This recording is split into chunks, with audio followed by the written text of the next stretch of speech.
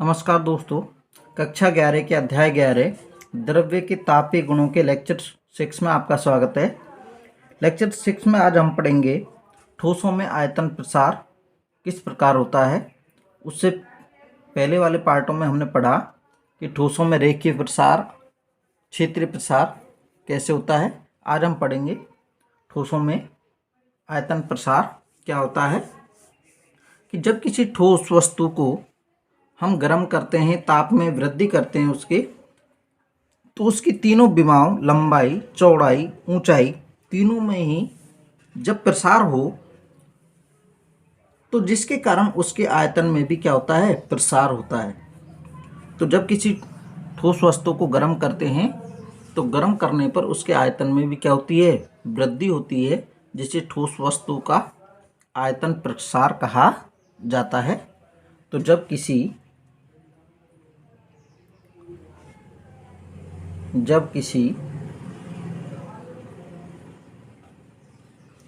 ठोस वस्तु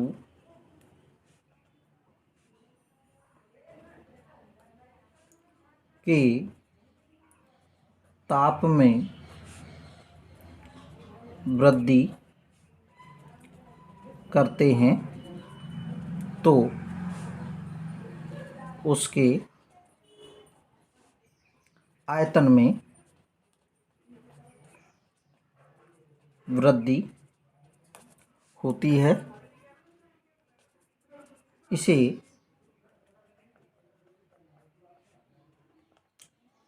ठोस वस्तु का या ठोसों का आयतन प्रसार कहते हैं।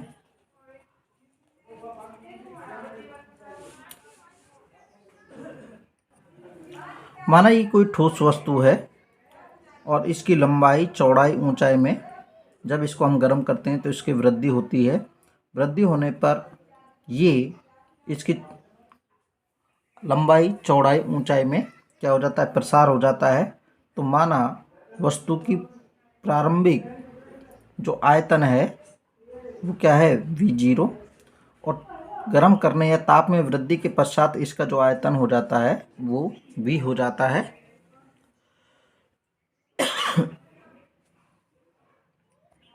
तो इसके आयतन में जो वृद्धि होती है वो हम मान लेते हैं डेल्टा V होती है।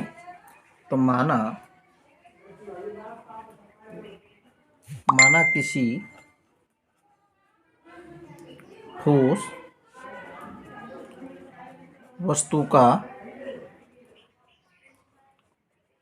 प्रारंभिक आयतन V0 है। इसकी ताप में वृद्धि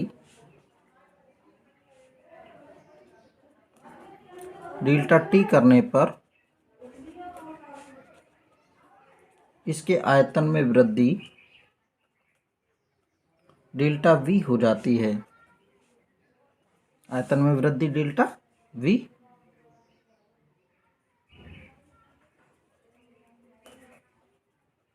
हो जाती है। तो अब हम ये जानते हैं प्रयोगों से, जो आयतन में वृद्धि होती है डेल्टा V, ये उसकी प्रारंभिक लंबाई प्रारंभिक आयतन V0 और आयतन में जो वृद्धि है वो ताप में वृद्धि डेल्टा T के समानुपाती होती है। यानी कि हम आयतन में जो वृद्धि होगी वो उसके प्रारंभिक आयतन की वृद्धि के समानुपाती ही होती है। तो डेल्टा V समानुपाती V0 डेल्टा T।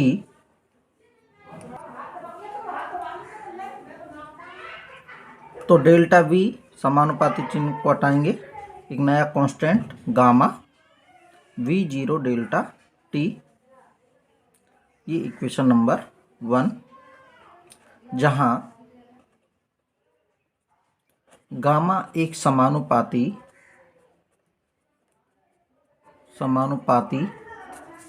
नियतांक है जिसे आयतन प्रसार गुणांक कहते हैं। इसका मान पदार्थ की प्रकृति पर निर्भर करता है कि वस्तु किस पदार्थ की बनी हुई है, उस पर निर्भर करता है। वस्तु के आकार आकृति पर निर्भर नहीं करता है। तो इसका मान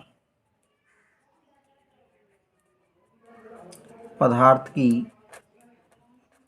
प्रकृति पर निर्भर करता है।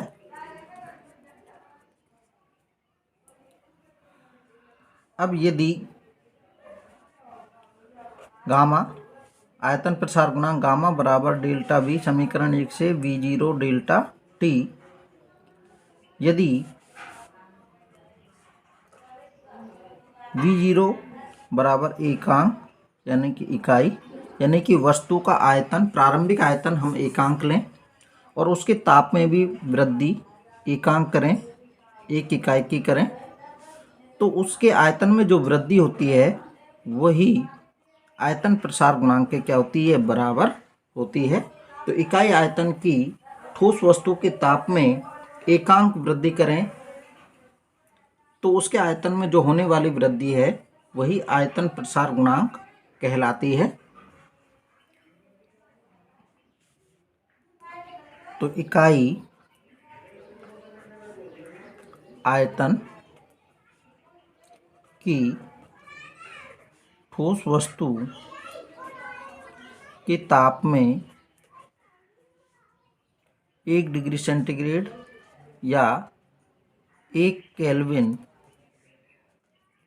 वृद्धि करने पर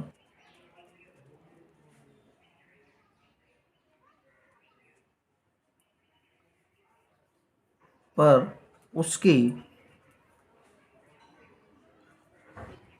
आयतन में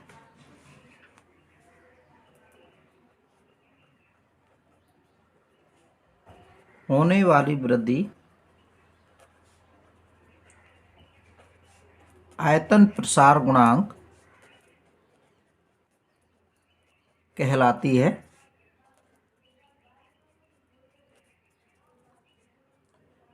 इसका जो मात्रक, ये आयतन है, ये भी आयतन है, कैंसिल हो जाएगा तो ये ताप रहता है। तो इसका जो मात्रक होता है, इसका मात्रक डिग्री सेंटीग्रेड इनवर्स या केल्विन इनवर्स होता है। तो आयतन प्रसार गुणांक का मात्रक डिग्री सेंटीग्रेड इनवर्स या केल्विन इनवर्स होता।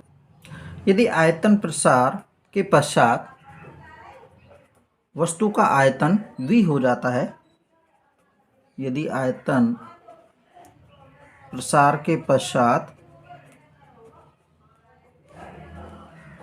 ठोस वस्तु का आयतन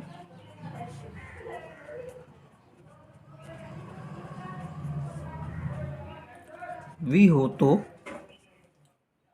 आयतन में वृद्धि, आयतन प्रसार के पश्चात आयतन माइनस प्रारंभिक आयतन, और समीकरण 1 से अभी हमने पढ़ा कि आयतन में जो वृद्धि हुई वो गामा V0 डेल्टा T के बराबर होती है। दोनों को मिलाएंगे तो डेल्टा V बराबर, दोनों को मिलाएंगे तो डेल्टा V बराबर डेल्टा V, तो ये हो जाएगा V माइनस V0 बराबर गामा V0 डेल्टा T। तो V बराबर V0 इस साइड लेके जाएंगे, V0 plus gamma V0 delta T। तो V बराबर V0 1 plus gamma delta T। तो ये संबंध आयतन प्रसार गुणांक के लिए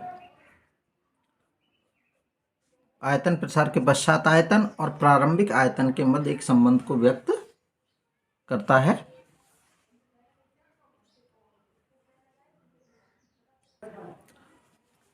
धन्यवाद।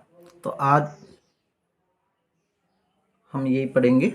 नेक्स्ट पार्ट में हम पढ़ेंगे ठोस के जो प्रसार गुणांक हैं अल्फा बीटा गामा के मध्य संबंध। अभी तक जिन भी साथी मित्रों ने हमारे यूट्यूब चैनल को सब्सक्राइब नहीं किया है वो हमारे यूट्यूब चैनल को सब्सक्राइब करें, जिससे आपको नवीनतम वीडियोज मिलते रहें। धन्यवाद।